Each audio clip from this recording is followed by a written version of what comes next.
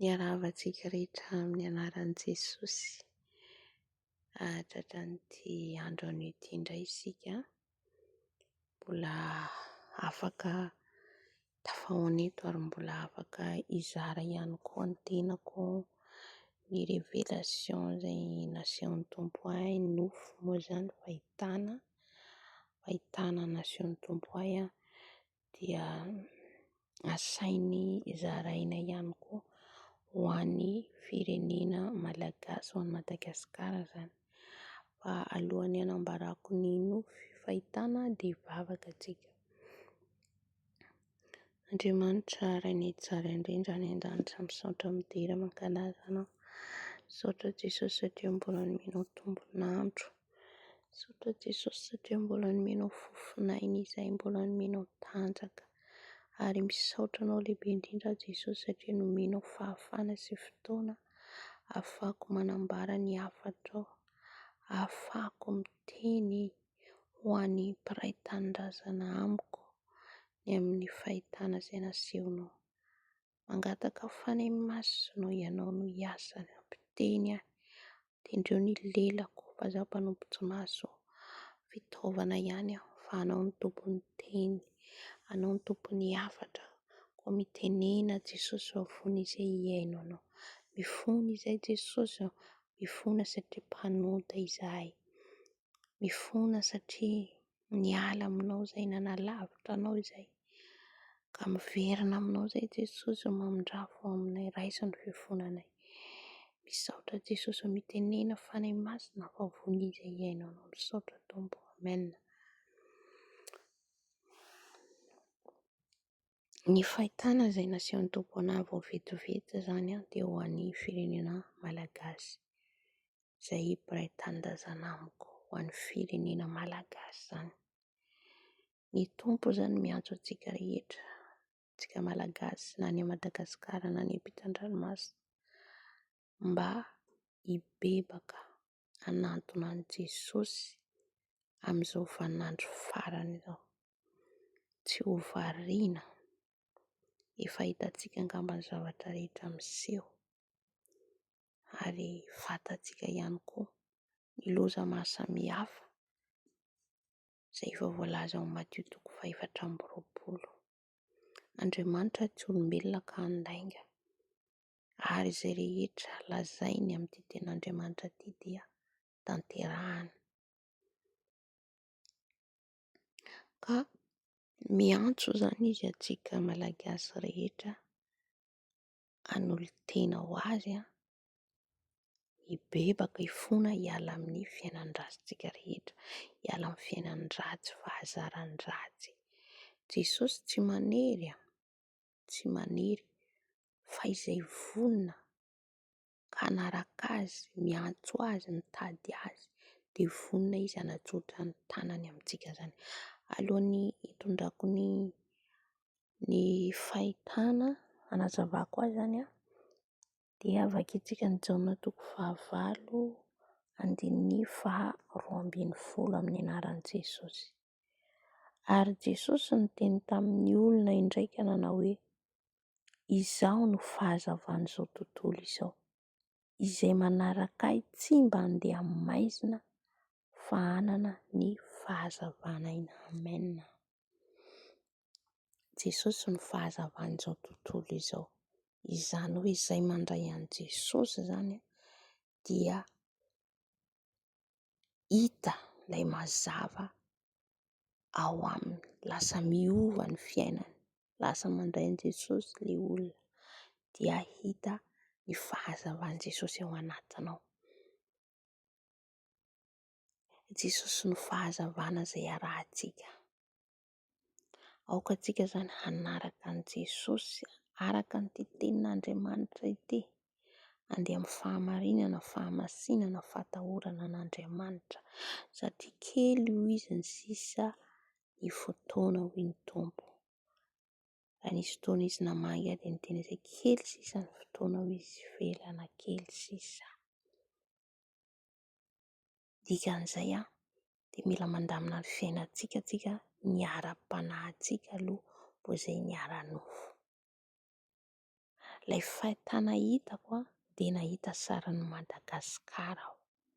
Nahita ny sarin'i Madagasikara aho dia nahita an'i Jesosy eo ampovoan'i Madagasikara. Hitako izany izy ampovoany. Fa izy zany ny hitako, le lohan'izany ny hitako dia olona mitangorona manodidina an'i Jesosy. Malagasy izany, manodidina an'i Jesosy maromaro dia hitako mazava izay olona nanantona an'i Jesosy. Dia à-côté anilany sahalan'ny boribory izany izy, sahalan'ny cercle. Jesosy ampovoan'i Madagasikara izany hitako. Ambarany manazava izany izy dia le olona vitsivitsy amin'izay hitako tsy dia maro loatra manodidina an'i Jesosy. Izany hoe sahalan'ny hoe ampovoany izany Jesosy. Izay nahitako anao izay ny lohany ihany no hitako fa ny vatany tsy hitako. Satria ilay olona mitangorona manantona an'i Jesosy. Dia le cercle faharoa maizina tsy nahazo an'ilay fahazavana. Dia hoe ny fanahy masina, hoe ny fanahy masina azafady, hiasa ao Madagasikara ny Tompo ho an'izay vonona handray azy, ho an'izay vonona hibebaka dia haneho fahagagana amin'ny Tompo. Izay miantso an'i Jesosy, izay mitady an'i Jesosy, izay vonona handray an'i Jesosy. Ka ao anatin'ny ady ianao, ao anatin'ny olana ianao mandre mahita an'izao video izao, mandre an'izao video izao. Antsoy Jesosy mandolia mibeba.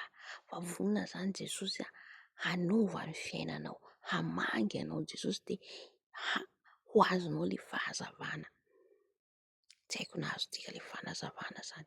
Izany hoe ilay olona manodidina an'i Jesosy ilay mazava io izany ireo ilay nandray an'i Jesosy.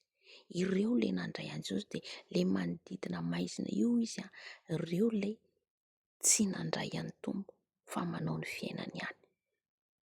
Tsaroa fa kely sisa hoy izy Jesosy. Kely sisa hoy izy ny fotoana hoy izy. Asaivo ny bebaka hoy izy ny Malagasy.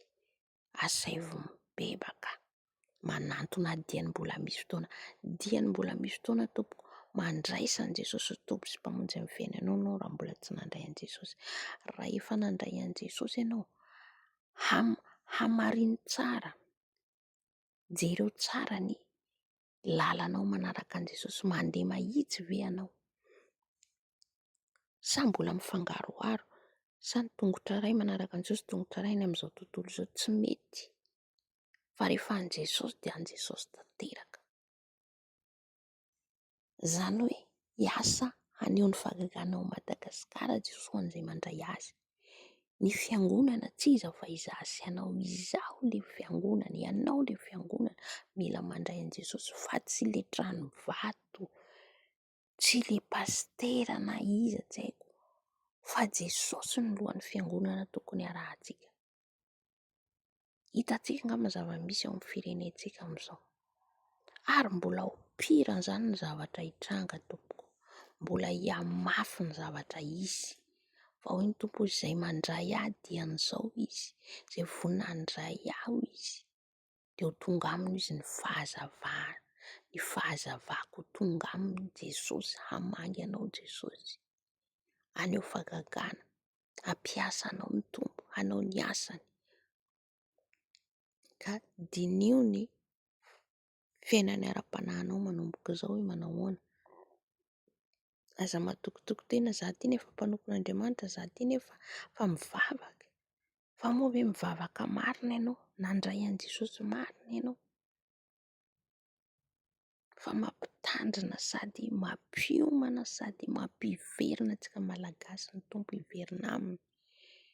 Hiverina aminy satria kely sisa ny fotoana dia ho avy Jesosy. Ary ny zavatra ho avy Tompoko, katasitrophe, fahafatesana, aretana, horohorontany, cyclone, fandringanana, izay mbola tsy hitantsika hatramin'izay ny zavatra izy. Ka dian'izao fa izay mandray an'i Jesosy, miomana dian'izao ka mandray an'i Jesosy dia arovan'i Jesosy. Izay nahatonga azy niteny hoe leo vitsivitsy mazava reo no nandray aho izy velanareo nandray aho, de reo izy arovan'ny tompo asian'ny tombo kase izay mandray azy zay, de arovany na misy loza raha ohatra mbola sy tonga ny fotoananao.